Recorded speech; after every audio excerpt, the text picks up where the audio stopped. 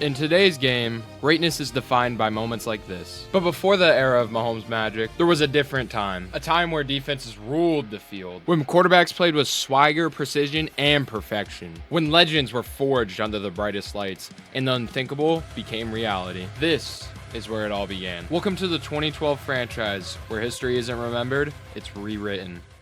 Alrighty guys, welcome back to another episode of ZA Productions, and today we got a banger of an episode with the 2012 Madden franchise. A lot of things have happened. We're past the trade deadline, and I mean, like, a bunch of big trades have happened, a bunch of big games, and a bunch of big upsets have occurred and went down really in this past weekend. It's been a crazy week to cover, so without further ado, let's just dive right in. So starting off with trades, we had quite a few big ones fly this week. So we had Jason Peters going to the Chiefs for Brandon Albert and a first round pick that could be the first overall. Then Darrelle Revis is headed home to New England for a huge package, including multiple draft picks, Brian Waters and Ocho Cinco. Then the Clay Matthews trade fell through for a bunch of draft picks. He's headed to the Saints after he acquired Eric Berry. No one will be on the block in this video as the trade deadline is past us.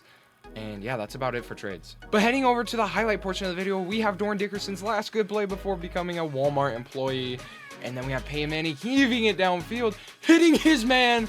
Oh my God, he mossed him. And yeah, that's going to do it for week 4 highlights. Then we have one of the worst plays I've ever seen by the Rams. Shovel pass. What are you doing, man? And 98 is going to house this one. One of the craziest clips I've seen. I couldn't even believe it when I opened it. But Eli Manning, oh my God, this was read perfectly. 82, just going to kill the Saints defense. Although the Giants would be down 14-3. I don't know why he's celebrating that much for, a touchdown like that, but whatever. Just playing with you, John. He'd come back, and I don't know what just happened to his defense, but I think they forgot to tackle. Looks like my defense, not even going to lie. 19 is gone. Oh my. Gronk with a legacy game in Buffalo in week 5. He had like 4 touchdowns and 250 yards this game. He was going off. Then a kick return touchdown in overtime to seal the deal against Denver. Can you believe this? I mean, like, I sure as hell can't. Week 5 was absurd in highlights. Oh my, the Eagles are looking a little legit. They might be a Mickey Mouse team. But heading over to Baltimore, we'd have the Texans and Ravens having a duel and a huge touchdown there. The Panthers, we get a huge pass to Steve Smith. Cam Newton using his passing ability, not what he's known for then. Oh my, 43 had a legacy game against us. Oh, this is brutal to see. Happy for the Saints user, but a huge play to seal the deal. Huge fumble. This was heartbreaking. If you're the Saints user, I'm sorry that happened to you. That was complete luck by me. And I got to respect this. Getting into this clip somehow.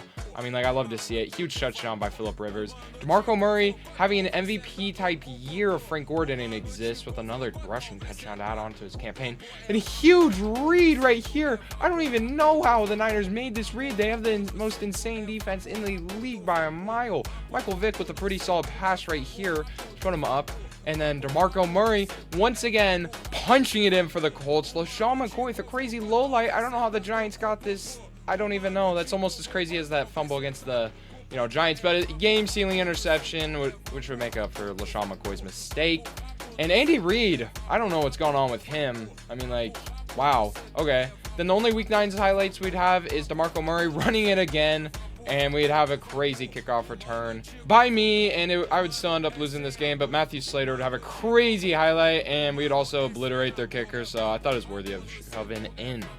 Alrighty, so we're at week 10 of the season, and I'm just going to show you guys on the records and how the teams are looking right now. So at the top of the league, we have the 49ers and Eagles as the remaining undefeated teams. The Niners are just looking super legit right now, and probably looking like the best team in the league right now. The Eagles, not too far behind. Little less convincing of a team, though, that's for sure, than, a team like the Chargers. Yeah, just kidding, Gabe. But, outside the top 3, you have the Ravens, the Packers, the Patriots, the Texans, the Lions, the Colts, and the Seahawks, all looking like very good teams right now. So there's a lot of forces to be reckoned with right now. You also have the Falcons with Matty Ice, who are 5-3, not looking bad. And the Saints, who are right below them at 5-4.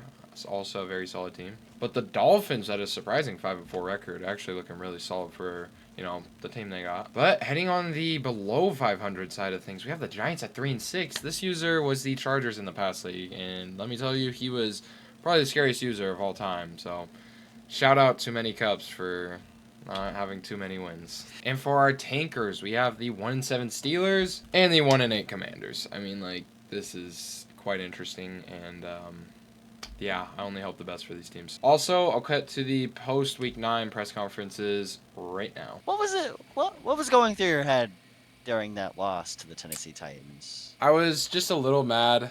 We couldn't stop the run at all. If you watch the film, Chris Johnson just...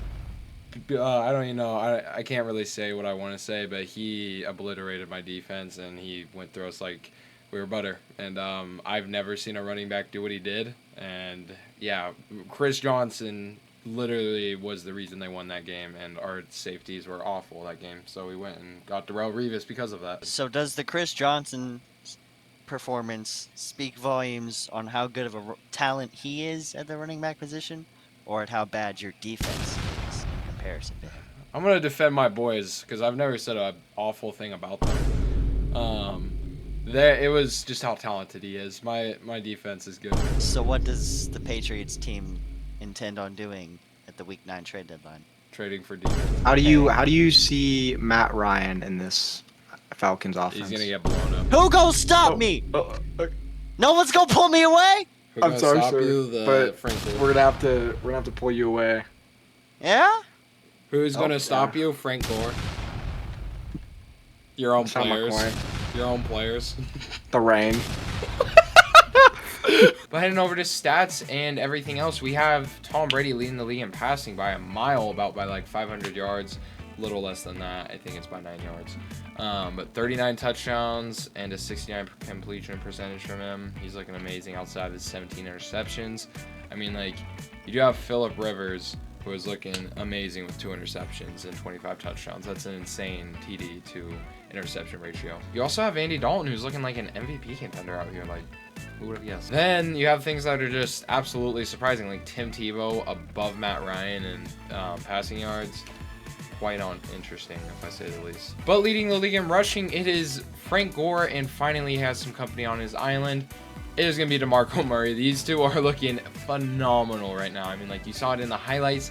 They're looking crazy. You know, DeMarco Murray has more attempts, but I don't even think that matters. I think, you know, Frank Gore is an insane player, and so is DeMarco Murray. So props to these two users for really just killing it out there, if I say the least. You head over to receiving, and it is Megatron on an island of his own, unlike the running backs. This dude is out there just solidifying himself as the greatest wide receiver of all time.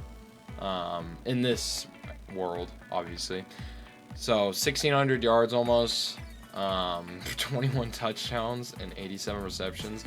Yeah, he's a hog of receptions. Doesn't matter. I don't know who else the Detroit Lions offense has, but props to this user. He joined late, and he's just been on a tear right now. So Megatron's unbelievable. But speaking about unbelievable, you have Greg Jennings and Robert Gronkowski. 5-yard difference between the two. Pretty impressive for a tight end to be up there, and also Greg Jennings is just killing it. So props to those users right now. But props to the Patriots for having 3 guys in the top 10 of receiving yards. You got Robert Gronkowski, Wes Welker, and Doran Dickerson, the GOAT. I mean, like, this is such a beautiful team to use. That's all I gotta say. Heading over to blocking, I mean, like, Tariq Glenn and Trent Williams. Time to learn Chinese, guys. What the hell? 15 and 12 sacks. I don't know why they're still starting. I mean, like, 2 generational players. Well, really Trent Williams, but I mean, like, this is unbelievable, if I say the least. Leading in sacks, we have Cameron Wake. Who would have guessed that? I mean, like, at the top of the list, the Miami Dolphins defense is basically what's carrying them. So, props to the Dolphins CPU. Props to Justin Smith. 10 sacks. Pretty good. I mean, like, this dude is looking elite, and so is that Niners defense. So, congrats to the Niners user. But atop the league in interceptions, we have Tremont Williams. He's like an elite 4 interceptions. A little less interceptions, you know, it feels like for this league. But 4 is still a big number, so. But you have players like Deshaun Goldson still atop the list. Unbelievable. Brian Cushing. I mean, like, Cam Chancellor. It's an unbelievable league. Carlos Rogers. I mean, like, this Niners defense is crazy. Vontae Davis, though, 3 interceptions. Props to my boy. I traded for him. Really good trade. Shout out to my boy Robbie Gould for hitting 6 of 7 field goals. I mean, like, what a dog. But yeah, guys, that'll do it for this video. Thank you guys so much for watching. If you guys enjoyed, please hit that like and subscribe button. Stay up to date with more videos and more episodes of this franchise as we upload every single Friday. Next upload, we will be at about week 17 by the playoffs. So you're going to have a very good, picture of what the playoffs are going to look like. And it's going to be crazy. I mean, like, you already kind of can see who's going to make the playoffs, who won't.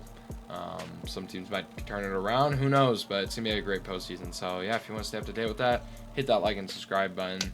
And I will catch you guys in another one. Peace out.